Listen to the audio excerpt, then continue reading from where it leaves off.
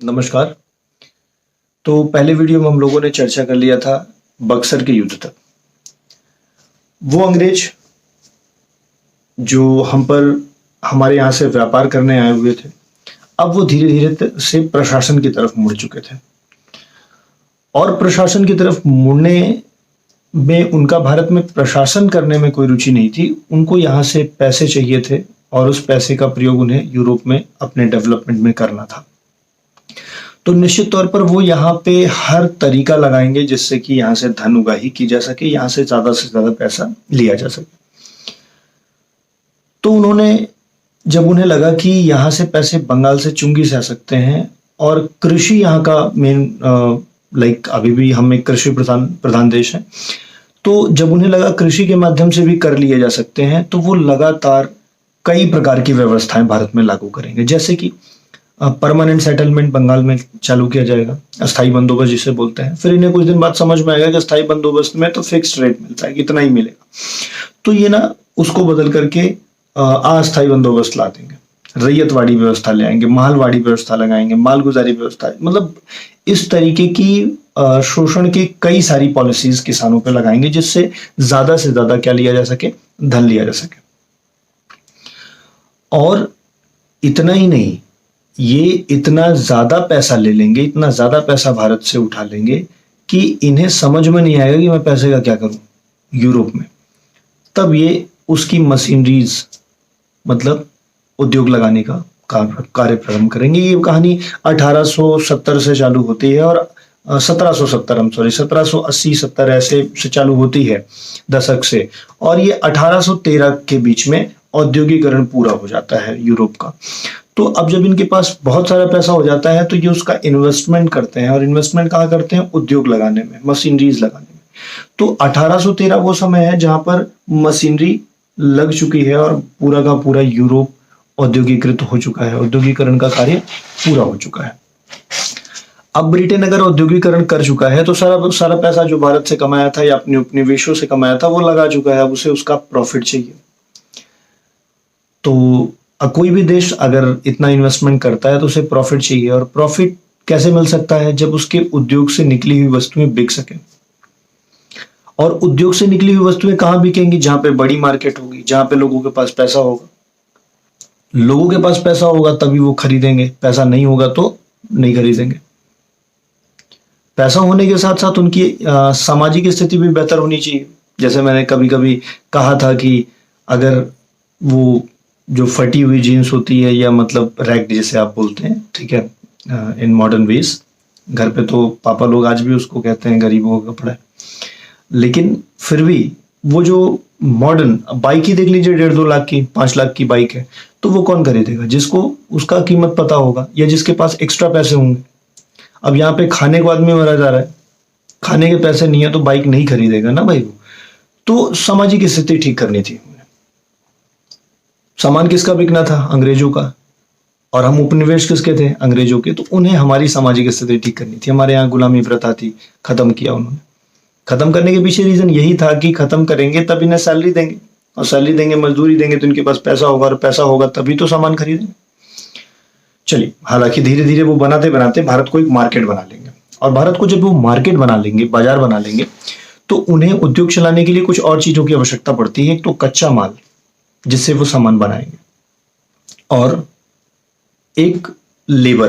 तो लेबर अफ्रीकी देशों से वो लेके चले आते थे जो कि सस्ते। आज भी अफ्रीकी देश बहुत गरीब है, तो पहले की दशा सोचिए तो और भी बुरी रही होगी। तो वहां से वो लेबर्स आ जाते थे बंधक के रूप में।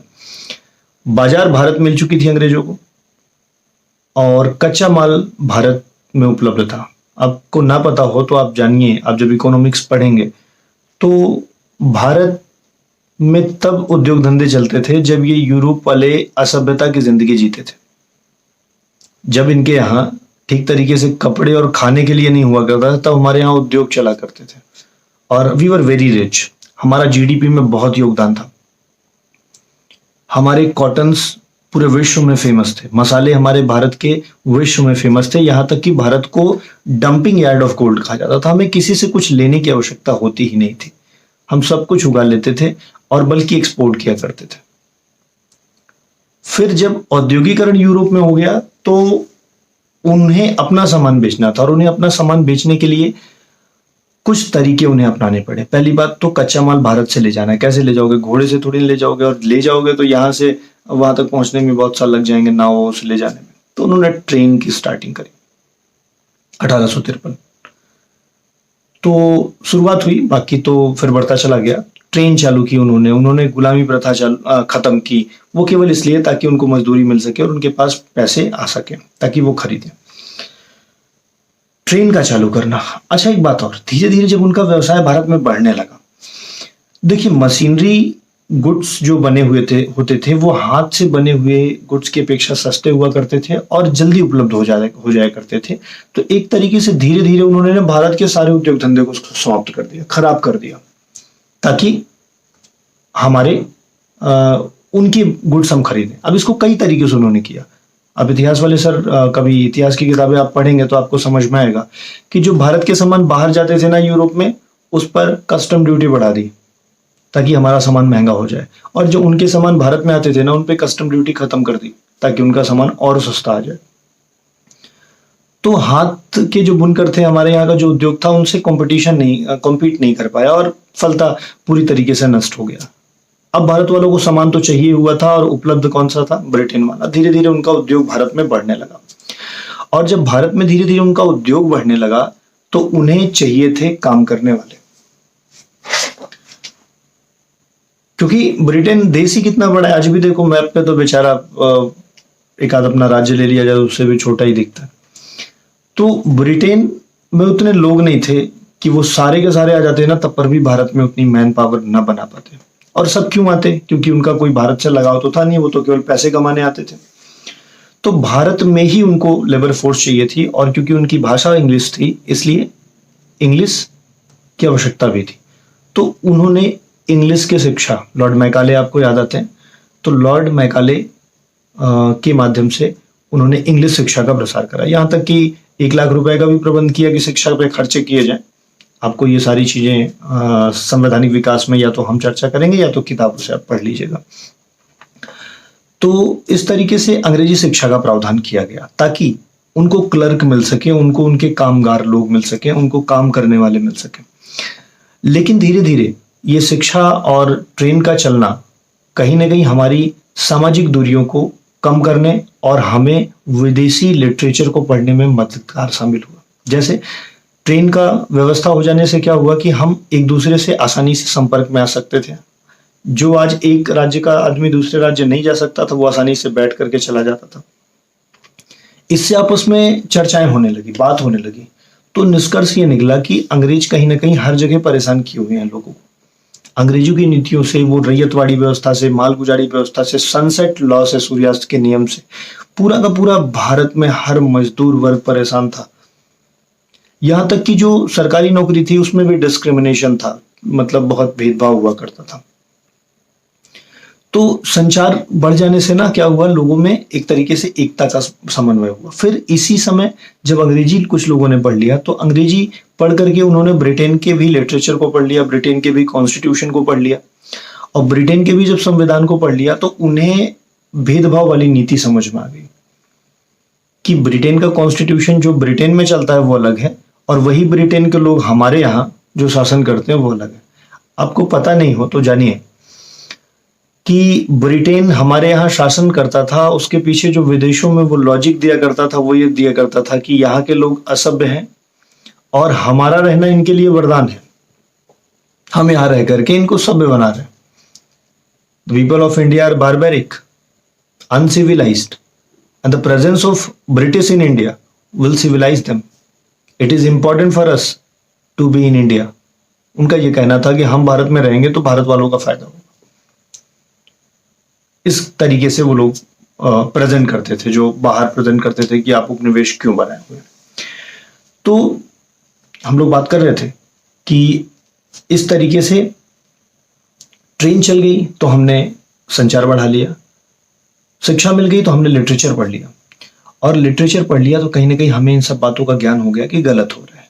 तो अब यहीं से जागरूकता जब हमें हुई तो हम धीरे धीरे लोगों को भी बताएंगे, जागरूक करेंगे, और यहीं से जागरूकता की शुरुआत होती है जब हमें ये पता लगता है कि ब्रिटेन लोग भारत में रह करके भारत का शोषण कर रहे हैं। इसी समय कुछ पढ़े लिखे लोग, दादा भाई नौरोजी, जिन्होंने ड्रेन ऑफ वेल्थ थियरी दी और ये लोगों को बताया बहुत ही आसान भाषा में कि ये हमारे धन का क्या कर दे रहे हैं, पूरी तरीके से नाली में फेंक दे रहे हैं। मतलब यहां से पैसा ले जाकर के यूरोप में इन्वेस्ट कर रहे हैं, हमारा पैसा हमारे काम नहीं आ रहा है।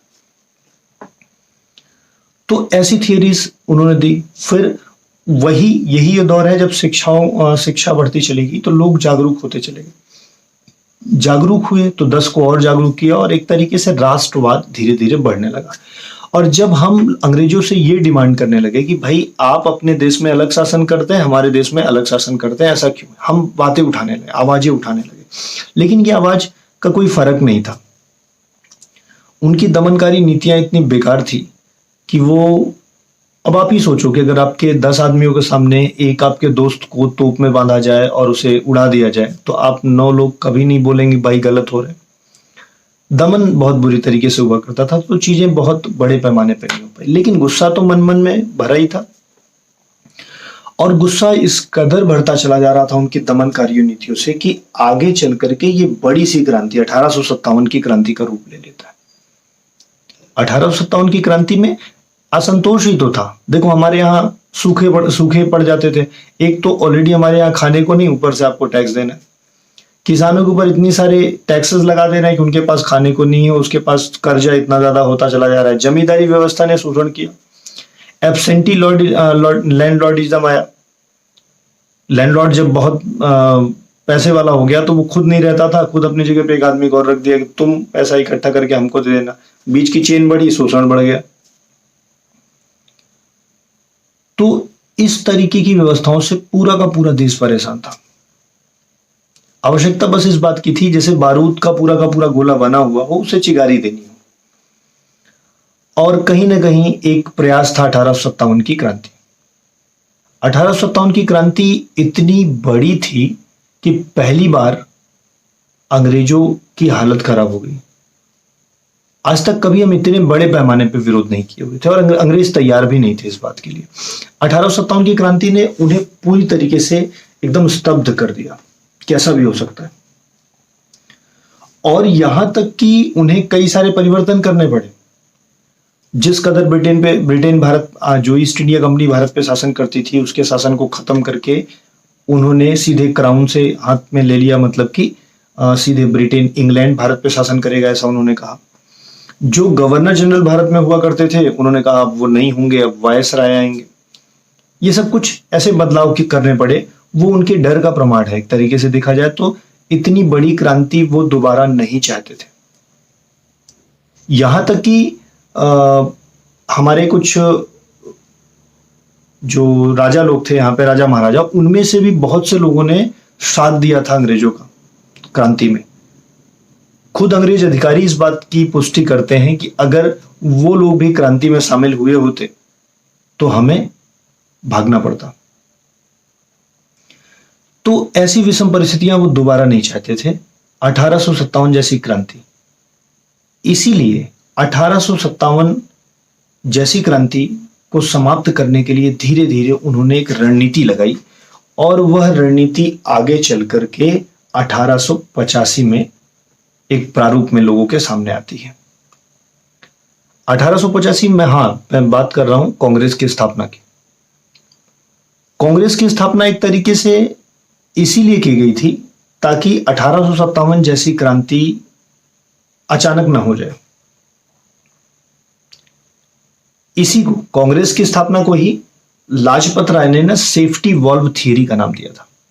हालांकि इस बात पे मतभेद है। कई लोग का मानना था हाँ, कई लोग का मानना था नहीं। कुछ लोगों ने, उनके जो संस्थापक थे, जो A.O. ह्यूम थे, फॉर्मर ICS ऑफिसर ब्रिटेन के, उनको लाइटनिंग कंडक्टर भी कहा। लाइटनिंग कंडक्टर का मतलब है एक तरीके से उन्होंने शुरुआत करी मतलब हमें राइट्स देने की उन्होंने शुरुआत करी, लाइटन करा उन्होंने। तो कांग्रेस की स्थापना होती है एक राजनीतिक पार्टी के रूप में भारत में, सर A.O. ह्यूम द्वारा 1885 में। कांग्रेस की स्थापना को सेफ्टी वॉल्व थियरी का नाम क्यों दिया गया? सेफ्टी वॉल्व थियरी, आप प्रेशर कुकर देखते हैं, प्रेशर कुकर एक पूरा का पूरा कंटेनर है। नीचे से जब आग बहुत तेजी से जलती है और करते करते उसके अंदर प्रेशर बहुत ज्यादा हो जाता है, तो वो उसका जो वॉल्व होता है, सीटी जिसे आप बोलते हैं, वहां से वो निकल जाता है। तो ये चाहते थे कि लोगों के मन में गुस्सा तो है ही अंग्रेजों के प्रति, और कहीं ना कहीं वो व्यवस्थाओं के विरुद्ध फिर से कुछ ना कुछ कर रहे होंगे। तो जब भारत में उनका एक दल होगा कांग्रेस प्रतिनिधि के रूप में, कांग्रेस में पार्टी में होगा, तो लोगों का जो गुस्सा होगा ना, वो पता लग जाएगा कहां से, कांग्रेस के माध्यम से। और जब गुस्सा पता लग जाएगा तो वैसे ही नियम कानून ला करके उनको शांत कर दिया जाएगा, पैसिफाई कर दिया जाएगा। उनके जो भाव बनी हुई है उनके अंदर, उसको उसी थियरी से, सेफ्टी वॉल्व थियरी से बाहर निकाल दिया जाएगा। हालांकि ऐसा हुआ नहीं। धीरे धीरे कांग्रेस जो अंग्रेजों ने स्थापित की थी वो धीरे धीरे भारतीयों की हो जाएगी, और उसमें सबसे ज्यादा प्रतिनिधित्व तो भारतीयों का हो जाएगा। तो धीरे धीरे वो राजनीतिक पार्टी किसकी बनाई तो अंग्रेजों ने थी, लेकिन अधिकार किसका हो जाएगा, भारतीयों को। अब भारतीयों को जो भी मांगे रखनी होंगी वो इंडिविजुअल नहीं होंगी, व्यक्तिगत नहीं होंगी, बल्कि कैसी होंगी, एक राजनीतिक पार्टी के माध्यम से होंगी। और राजनीतिक पार्टी भी किसकी, जो आपने बनाई है, अंग्रेजों की ही बनाई हुई पार्टी जब अंग्रेजों से ही कुछ मांग करेगी तो उन पर अंतर्राष्ट्रीय प्रेशर भी तो होगा कि ऐसी मांगे उठ रही हैं, तो आप ही की पार्टी आप ही ने बनाई थी। तो थोड़ा स्टैंड मजबूत होता है कि हाँ ठीक है, अभी तक व्यक्तिगत हम मांग रहे थे, ये कम कर दो, कम प्रभाव पड़ता था, अब ज्यादा प्रभाव पड़ेगा। तो राजनीतिक पार्टी बनने का ये प्रावधान रहा, ये बेनिफिट रहा भारत के लिए। अब जब पार्टी बन जाती है तो बहुत सारे भारतीय थे वो पार्टी में जुड़ने लगते हैं बड़े पैमाने पे। राजनीतिक आकांक्षाएं इतनी ज्यादा तब तक शिक्षा ने बढ़ा दी थी, लोगों की जानकारी हो गई थी कि वो भारत की पार्टी बन गई, ऐसा सुनकर के सारे के सारे लोग उसी में मेंबर बनते चले जा रहे थे। और 1885 के बाद धीरे धीरे काम चल रहा था, थोड़ा सा विरोध होता था, अंग्रेज अपने काम कर रहे थे, उनका उद्योग बढ़ता चला जा रहा था, लेकिन रणनीतियां उनकी तो दमनकारी ही थी, उन्हें शोषण ही करना था। लोगों के अंदर का गुस्सा फिर से इकट्ठा हो रहा था और धीरे धीरे अंग्रेजों के विरुद्ध वो हर जगह विरोध करने लगे थे। 1885 के बाद ये 1900 आते आते ना ये स्पष्ट होने लगा था कि जो भारतीय लोग हैं वो बहुत ज्यादा विरोध कर रहे हैं और कहीं ना कहीं इन पर कुछ काम करना पड़ेगा हम लोग को। और ये ज्यादातर विरोध बंगाल में ही हो रहा था। उसके पीछे सबसे बड़ा कारण यह था कि जो अंग्रेज का जो फोर्ट विलियम बना हुआ था, या अंग्रेज के जो बंगाल जो सेंटर माना जाता था, वहां पे अंग्रेज लोग, वहां पे जब हम लोग आंदोलन करते थे, वहां पे जब विरोध करते थे, तो सीधे उनको खबर लगती थी और सीधे ब्रिटेन बात पहुंचती थी। लेकिन अगर हम गोवा में, हम गुजरात में, यहां पे अगर आंदोलन करते तो शायद उन तक बात ही ना पहुंचती, और वो कहते हैं उनको करने दो, किनारे में आंदोलन कर रहे हैं, कोई बात नहीं है। तो इसीलिए हम ज्यादातर जो भी आंदोलन किया करते थे वो बंगाल में, इसीलिए बंगाल पूरा का पूरा ना क्रांतिकारियों का गढ़ बनता चला गया। ये बंगाल आज का नहीं है जो पश्चिम बंगाल है, तब का बंगाल जो था वो पूरा बांग्लादेश था, पश्चिम बंगाल भी था, कुछ बिहार का भी एरिया था, उड़ीसा का भी एरिया था, एक बड़ा प्रांत था पूरा का पूरा बंगाल। और ये पूरी तरीके से किसमें हो गया, क्रांतिकारियों में बदल रहा था, मतलब लोग यहां विरोध बहुत कर रहे थे। 1903 या 4 की बात है, जब लॉर्ड कर्जन से पूछा जाता है कि लॉर्ड कर्जन इस समय के वायसराय हैं, और उनसे पूछा जाता है कि कोई एक तरीका बताइए जिससे थोड़ा बहुत इनको ठीक किया जा सके। तो कर्जन चूंकि भारत में ही थे और विरोध बहुत ज्यादा बढ़ रहा था, तो उन्होंने कहा सर अगर बंगाल का विभाजन कर दिया जाए, तो बंगाल का विभाजन कर दिया जाए तो शायद ये थोड़ा बहुत अपने में व्यस्त हो जाए लड़ाई झगड़े में, हमसे लड़ाई करने का इनको समय न मिले। तो कर्जन ने ये सिफारिश दी थी और संसद ने, ब्रिटिश संसद ने इसको स्वीकार भी कर लिया था। आधार दिया कि बहुत बड़ा प्रांत है बंगाल, तो बड़ा प्रांत होने की वजह से प्रशासन नहीं हो पा रहा है, इसलिए इसको बंटवारा किया जा रहा है, बांटा जा रहा है। ऐतिहासिक पृष्ठभूमि में आपको बताया जाएगा कि भाई जब ये बंटवारे का अनाउंसमेंट होता है तो स्वदेशी आंदोलन चलता है, ऑल दैट, वो इतिहास की पृष्ठभूमि है। लेकिन आंदोलन बंटवारा जो था वो किस आधार पे किया गया? प्रशासन के, ये अंग्रेजों का कहना था। हालांकि उनका मेन मैटर था, उन्होंने ईस्टर्न और वेस्टर्न ऐसे बांटा हुआ था। ईस्टर्न वेस्टर्न बांटने का मतलब है, ईस्टर्न जो था वो बांग्लादेश आज का, जहां पे मुस्लिम बाहुल्य था, और जो वेस्टर्न था वो हिंदू बाहुल्य था। और उसमें भी देखा जाए तो कुछ बंगाली बोलने वाले थे, कुछ बिहारी बोलने वाले थे, कुछ उड़िया बोलने वाले थे। एक तरीके से किताबें कहती हैं कि इस तरह से बंटवारा किया गया कि बंगाल में ही बंगाली अल्पसंख्यक हो गए। ये उद्देश्य था उनका कि ऐसे बांटा जाए कि ये पहली बात तो भाषा के आधार पर लड़े, और अगर भाषा के आधार पर लड़ने से इनको थोड़ी बहुत छूट मिले तो ये फिर समुदाय के हिसाब से लड़े, जातिवाद हिंदू मुस्लिम की लड़ाई लड़े।